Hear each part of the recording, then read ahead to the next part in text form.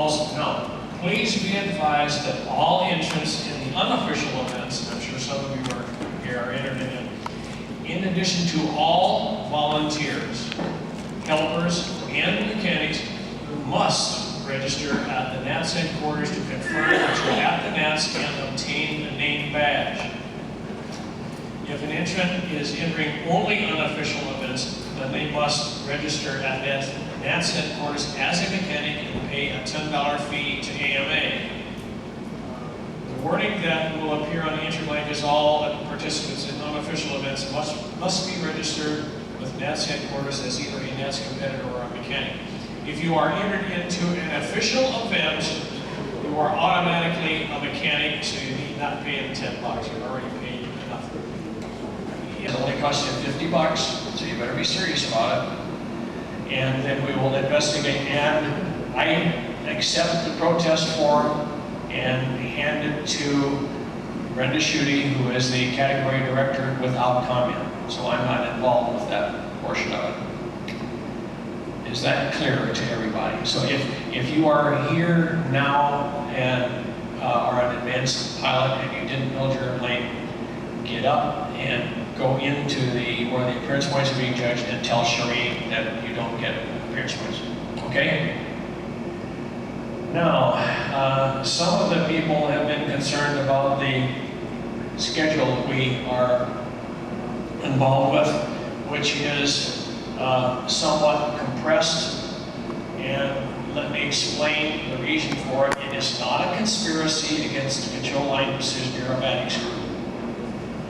What happens is that they had the World Championships for Pylon a couple of weeks ago, and they followed that immediately with the AMA Pylon NATS, which is normally held this week along with us. So that compressed the schedule. And I know that's really tough on us, but in 2004, we had the World Control Line Championships here, and we had the national championships immediately following, and some other groups were inconvenienced. Next year, in 2008, we will be going back to the schedule that we had in past years.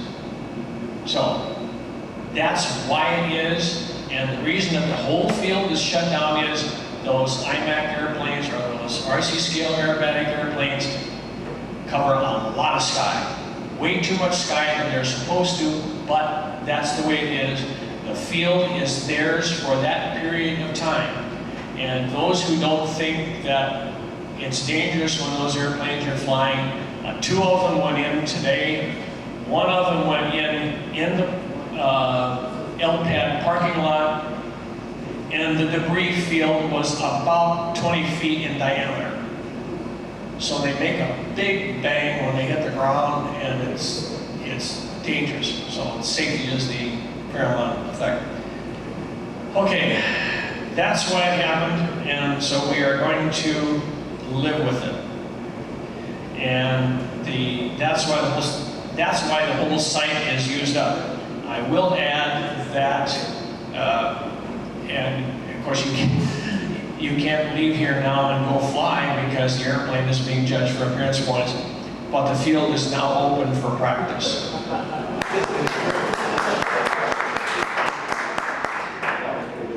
But yeah, we're going to close it at 5:30. What do you guys do? No, that's not going to happen. It is open for practice. Now, as long as I'm talking about practice, the LPAD, because we have a large number of entries in advanced and open, we're operating on a limited practice schedule. That the LPAD is restricted to advanced and open competitors only. The old-time stunt, the classic stunt, the beginner stunt, and the intermediate stunt flyers have access to 5 circles on the grass. The grass, which was a mess last year, is in much better shape. They started mowing in March. They made the last cut as low as the mowers will cut yesterday. They painted the lines yesterday and this morning. I looked at the site. It is not perfect, but it's so much better than last year's that if anybody complains, they're not going to find a whole lot of sympathy with me. I have suggested for next year that before the grass comes out of dormancy, that they drag the field to get some of the lumps and bumps out of it. But the events can be flown, will be flown off of the grass. Okay. Here it says here that they should be finished by, the scalar body should be finished by 3:30, but they beat the deal. So the cones are down, that's open. Warren, Yes, sir. will the advanced and open flyers ever be restricted from using the grass? Is that? That's up to you. There are 2 racing circles that probably won't be occupied by racers to begin with. So I would say, if I get a grumble, you've got the numbers of airplanes per circle are not a whole lot different depending on how many open. Brenda's got her hand up. The racing and speed circles will probably not be available because the guys are already here and asking about practice. So I'm sure they're practicing now. That takes care of the racing circles. Tim. Yeah, my question, Warren, is to prevent altercations on the circle. I think you need to make it clear that the beginner, intermediate, and so forth are restricted from the LPAD. Are we similarly restricted from using the grass so everybody understands where I would say that the advanced and open flyers should be restricted from the grass until the beginner and intermediate events are complete. And that will be again tomorrow. That will be sometime tomorrow. The beginner and intermediate fly tomorrow. Yeah, old time and classic fly on Tuesday. I have asked Alan Brickhouse to restrict the beginner flyers to a single circle. Bob Brookins in intermediate will be using 2 circles. So there will be 2 circles open, and I would like to see those available only for the unofficial event practice. And you guys stay on the pavement until those are over, and then I will notify you that you can go down there and fly. Thank you. Is that clear? David? Junior, senior. Junior, seniors, that's an official event. They can fly on the pavement. Okay. Yes, I have, in fact, I have right here. LPAD is limited to open and advanced entrance only, junior and senior included. Okay. Now, I would like you to take the opportunity. You probably won't get the chance to meet him or talk to him during the week, but Jeff Hoover with the AMA was the guy who did all of the mowing and has been doing the mowing.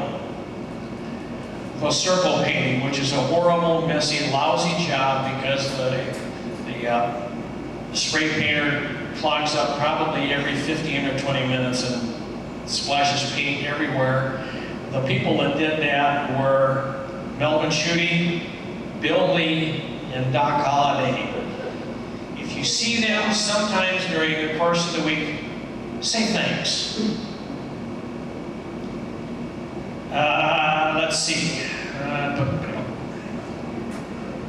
And the reason that as I said, the grass circles have been rolled 3 times, but they've been short on rain here, not like Texas, Kansas, and some places in England, I think, I was told, also covered over with rain. But that's why they couldn't roll them and do a lot of smoothing out.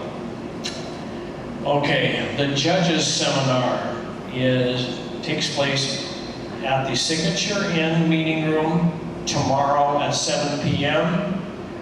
Mark Overmeyer is the senior judge. He is the boss judge. And a contestant may attend if desired. If a contestant wants to attend it and listen to how we obviously bias everybody so certain people don't win, and we tell them who to vote for and not to vote for.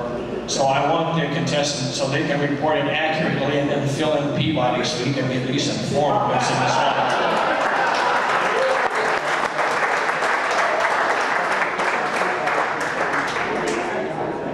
That said, we have pit bosses, Linda Gleason, and at this point it's John Lundberg. John Lundberg is also flying.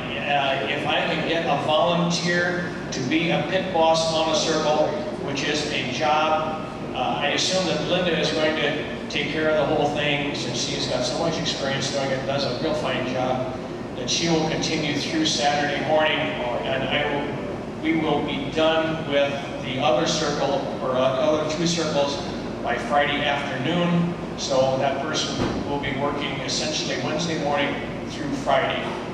And if I have a volunteer, I'd really appreciate it. Or otherwise, we're going to have somebody fill in temporarily when John Lundberg needs to fly. And also want to thank those people too, because they're working out there in the sun all day, just like the judges, even though you may not like the score that you get from them. Okay, we have 13 judges is all, and I will let Mark explain at the end of this thing how he's going to handle it, because that's less than we usually have, and to make the best of a not a real good situation. He's got a plan, and I think it's a good one, so we're going to do it. We have approximately 100 total entries in advanced and open. And we are the Americans are going to be a minority if the Brazilians get much larger. But we are glad to have them, and a whole host of P-47s. Hey! Woo!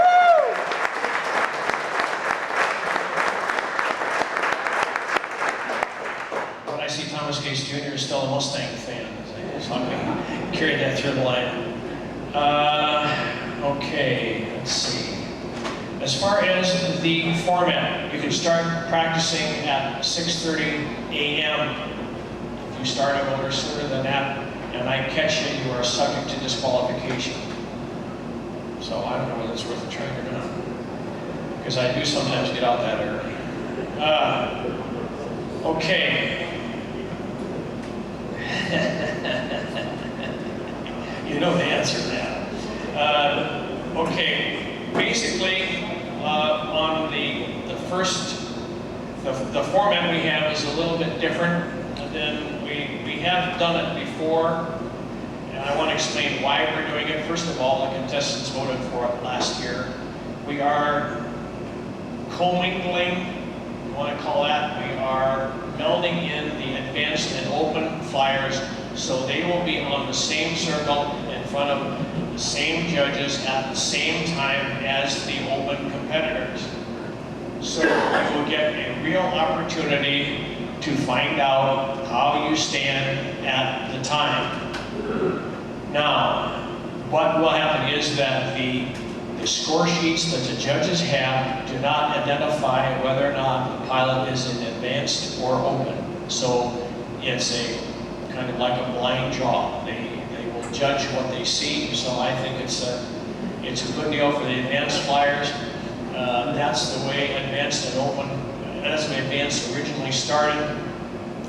But there was a period of, initially, we found that we had no intermediate class at that point, and we had people who wanted to fly in advanced that were just not the real advanced quality competitors, and it made it difficult for the judges, because any of you who have judged knows that intermediate or that area is probably the most difficult thing to judge and put a quantitative number on the maneuvers.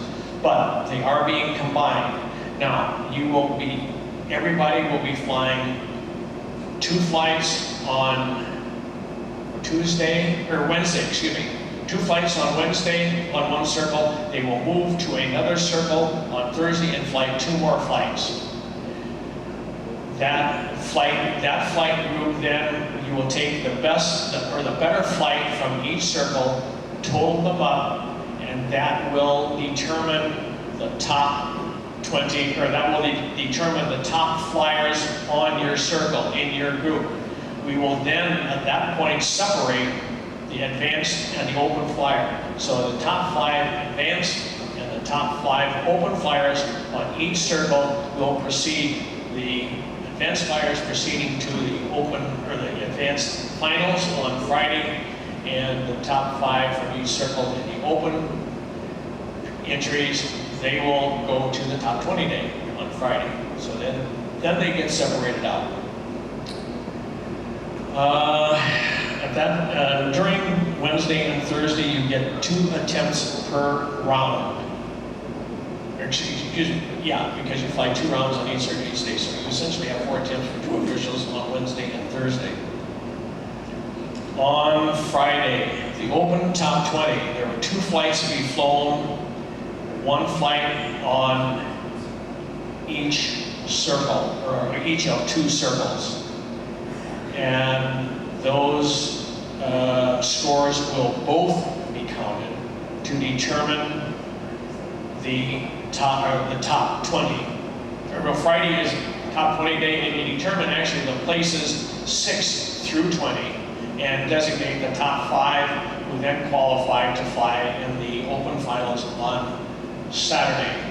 The advanced flyers will have their finals, so the top 20 order will be in place when Friday flying is over.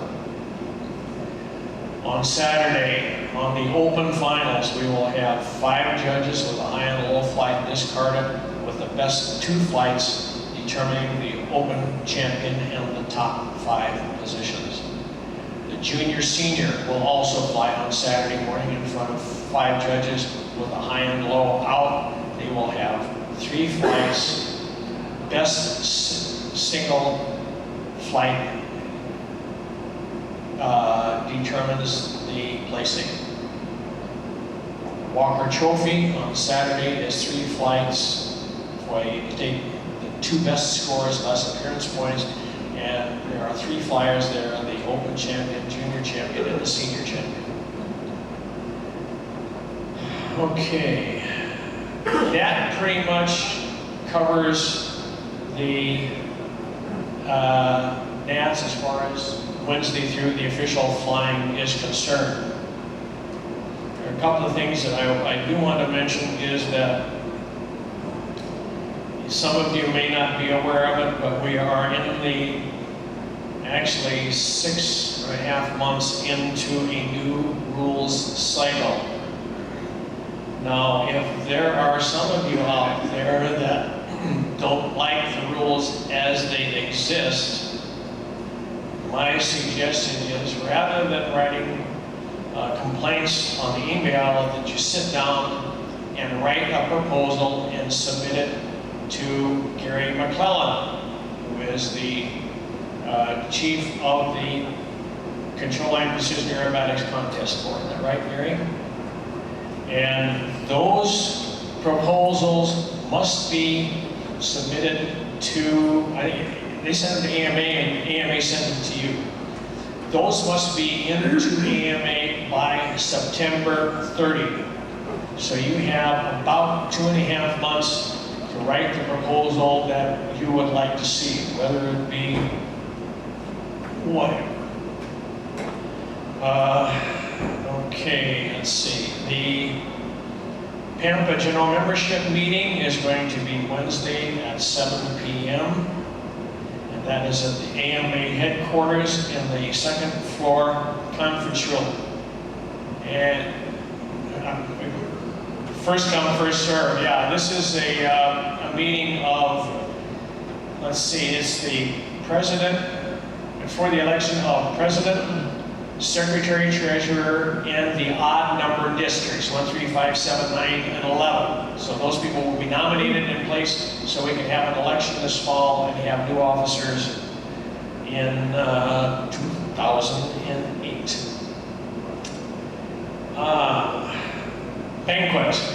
We are having a banquet again on Saturday evening, cocktails at 6, dinner at 7.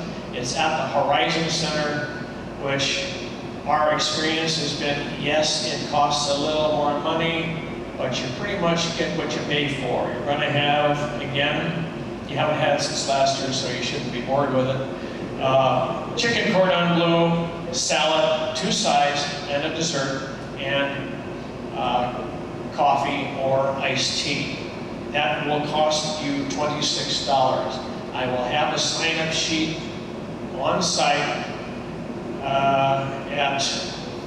at the field tomorrow morning.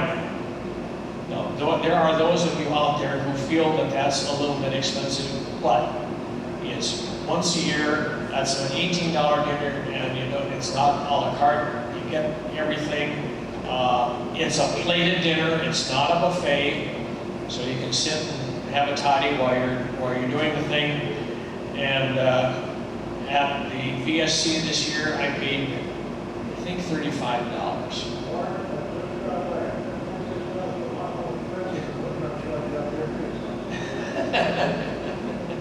Okay, now I have to turn in a number, a firm guaranteed number, 2 o'clock on Tuesday. I will be making announcements during the course of the thing, but when 2 o'clock Tuesday comes, I have to turn in a number.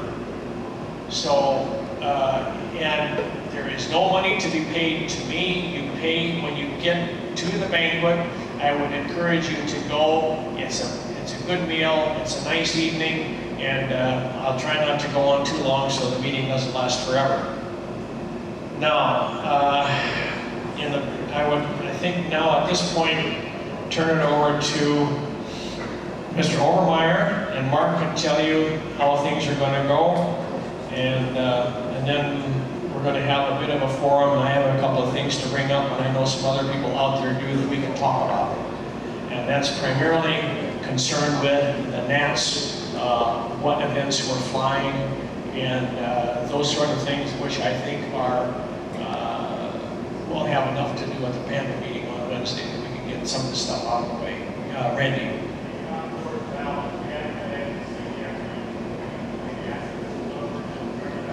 No, you have to guess by what you remember when you see them come in. No.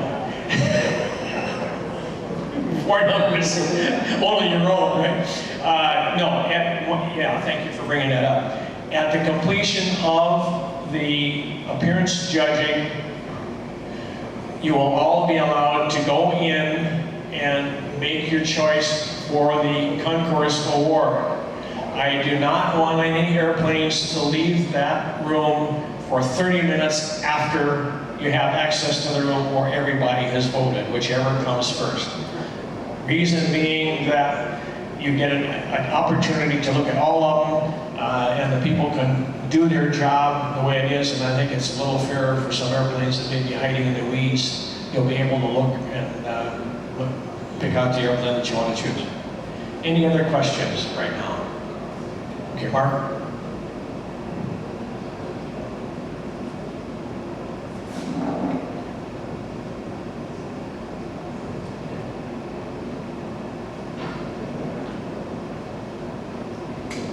Okay, first off, is Adair Rucker here?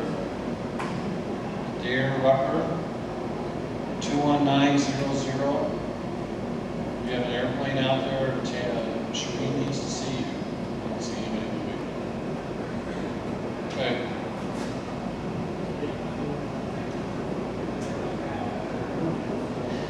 One of the things that we're going to do a little differently this year that is in the rule book that we didn't do last year is the position of the judges.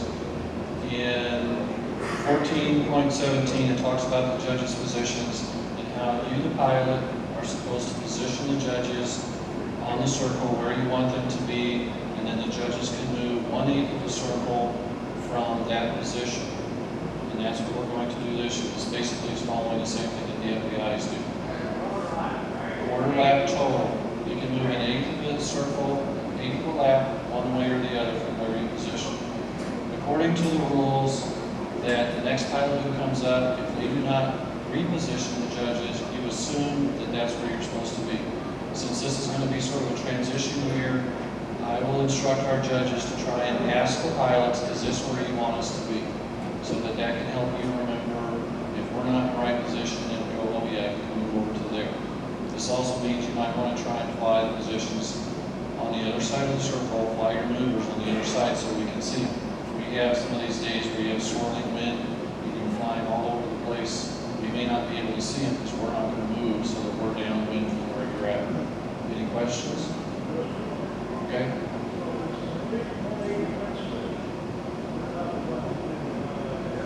That is correct.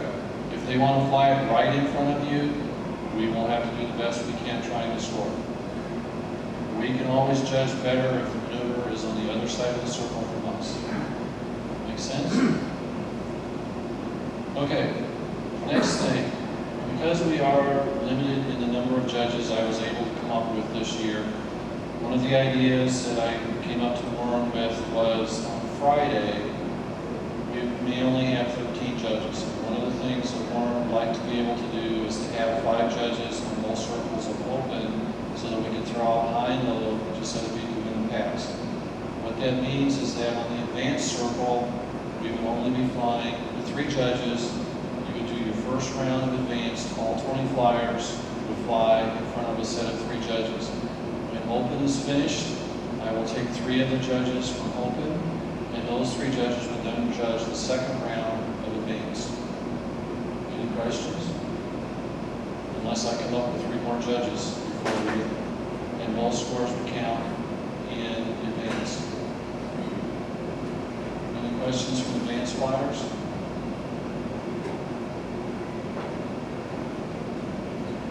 Okay. This is way too easy. We may get some more volunteers from judges. We may not. It's been a little difficult this year trying to come up with some judges. Some people have very valid reasons. Some people I just never heard from. So we'll try it a little harder next year so we can get our full contingency of 16 judges.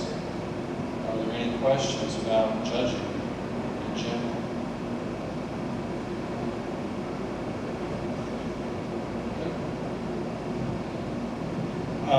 I would like to add one thing regarding the judges.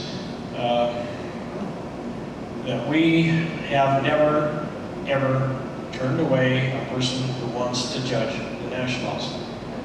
And we are encouraging that more people begin to take part in that because you're dealing with several of the judges there have judged for many, many, many years. And they're getting old and cranky.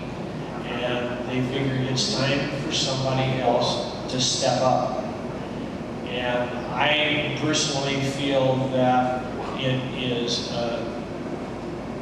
is helpful for a competitor in many cases to take a year off and judge, and then you can find out what it is they really do, how the judges are trained, and I think it's a worthwhile thing to do. So we are open for additional judges. This year seems to be a particularly lean one. So, yes, sir.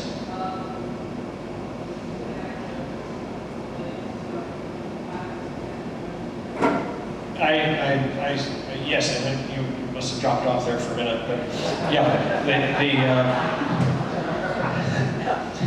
and short memories of Bear, Kristen. But no, yes, if a pilot, competitor, entrant wants to attend the judges seminar, yes, you can attend the judges seminar, but you will be seen but not heard. Okay? I will add to that you can come, you can sit in the back, you can watch, you can write down your questions, and you can see me after we're done, and I'll stay the rest of the night if necessary to answer questions. Also, you might, I don't know, I haven't seen Bob Hunt there yet this year. Okay? Bob Hunt was one of those people who came and judged, and one of his comments after he judged for a year was, he said that really helped him in seeing what the judges were looking for, and it helped him with his pattern and recognition. Okay, the other, let's see, went away. And yeah, that's what it is. Well, that's why I recognize the symptoms. It happens to me. One of the person's competitors who is previously or is occupied right now asked me to make a request or toss it out to see whether or not anybody feels any interest in flying yet another unofficial event, which would be P40.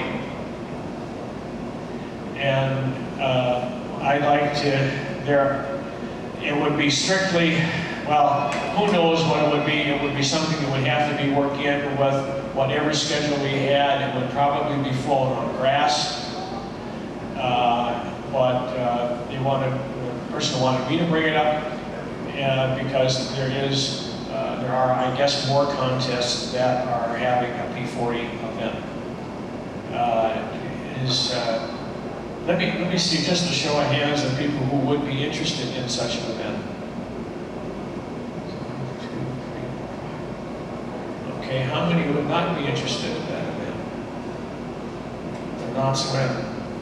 Okay, that takes care of that. Let's see, I think the gray-haired gentleman on the sofa had a comment that he wanted to suggest.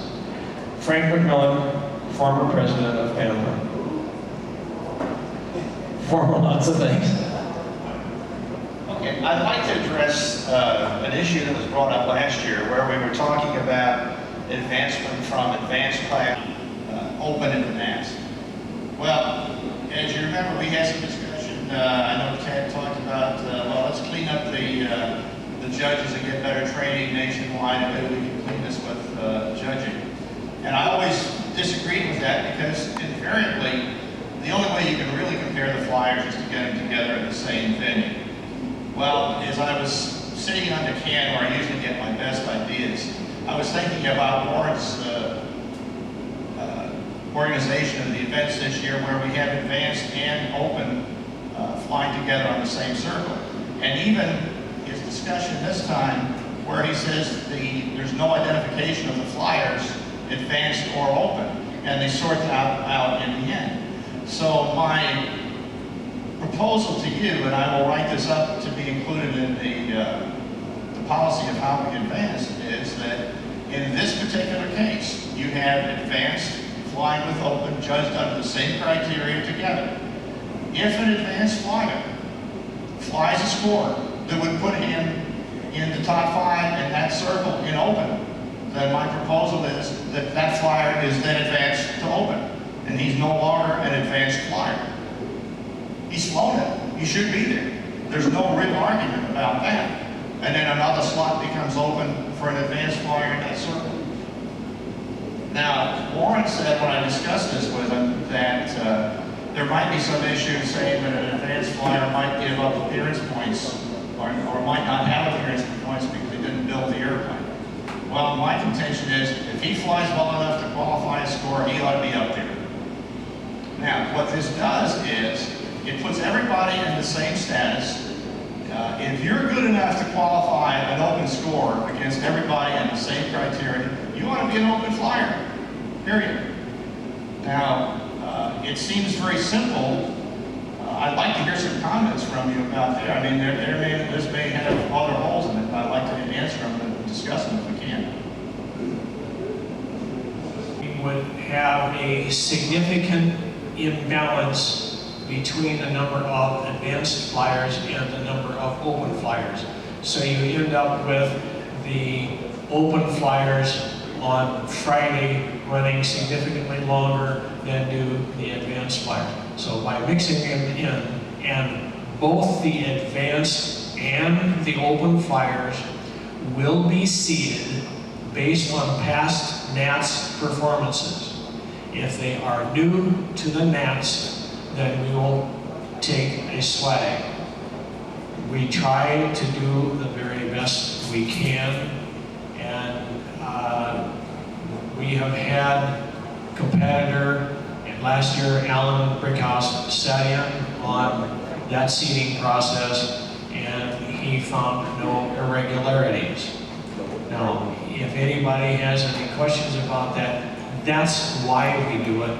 And unless there appears to be some glitches in the system, I would just as soon see it continue, because the quality of advanced flyer that is flying at the Nats is significantly better than it was in 1987, I think, when they started this advanced thing.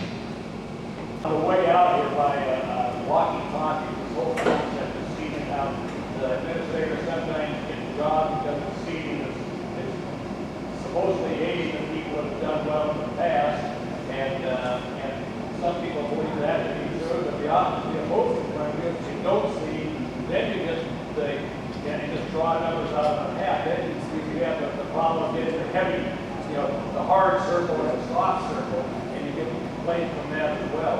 I just want to point out that administrators in terms of seating or not seating are in a can't-win situation. No matter what they do, there's going to be a potential complaint about it. And my thinking is that seating is monitored or that, like Adam did that, I think it's a much preferable situation. But I think it's important to recognize that if you don't do the seating, you have a very legitimate possibility for this other scenario that would raise complaints as well. Stand up, whoever you are. Howard Rush. You're in the dark, so I couldn't quite see. Yes, sir. I did a little simulation of seating in Monte Carlo, and it doesn't make much of a difference as far as I can tell.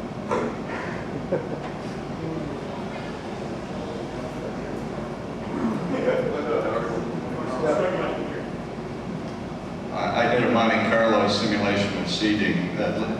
It assumed that there were 2 sets rather than 4, but it didn't make a lick of difference. I posted this on Leonard's board and nobody commented on it. As usual, we went on arguing about Eddie Van Dyke's.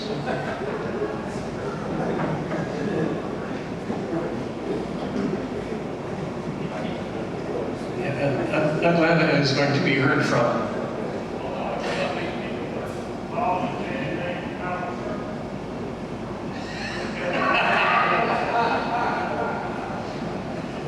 I don't know, well, based on Howard's recent performances, I'd say he can hold his own.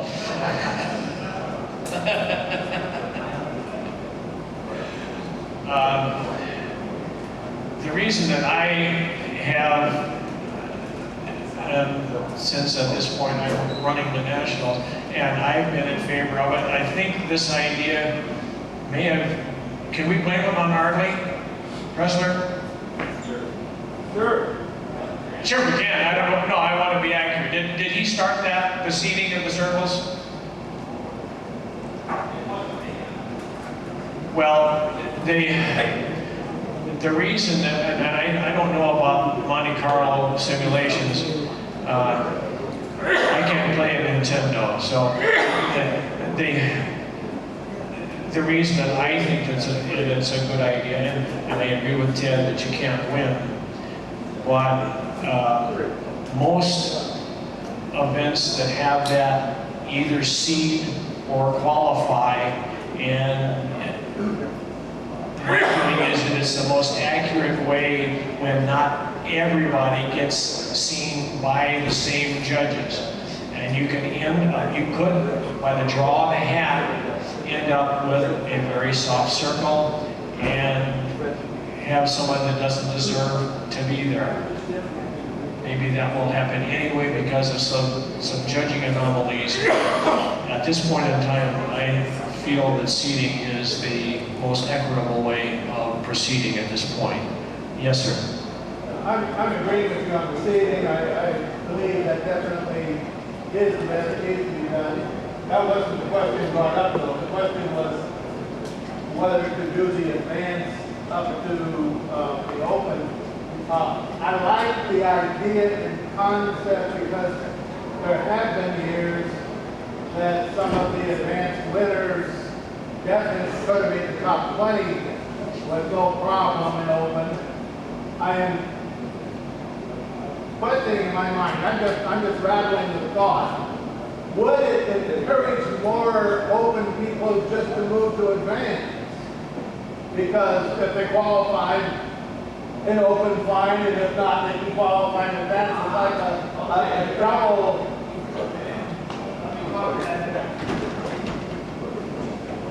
The point that you just touched on, whether you knew it or not, was that there was a flexibility that once you had advanced, you can schedule yourself at a particular contest to go.